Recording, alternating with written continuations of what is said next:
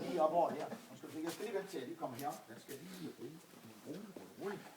Og sådan en alfa, inden du vender roligt. Nu venter du helt stille og roligt på det. Jeg er nødt til at lige sige, toilettet er lige herude. Og jeg vil sige til jer mænd, det her, det kan man lige så godt se så meget andet godt. Men nu kan I prøve lugten og det her. En Alfa Romeo, 8-cylinder, overlægget klassedags, kompressor hernede.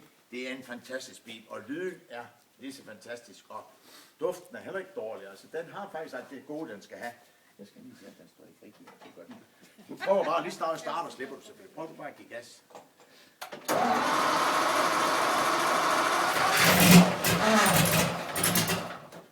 Prøv det.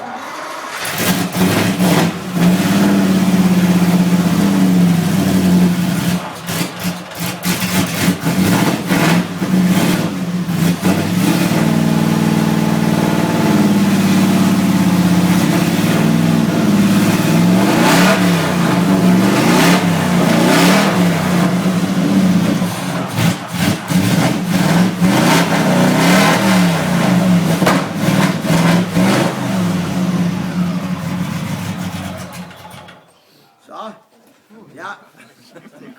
ja, den har en pragtfuld lyd, og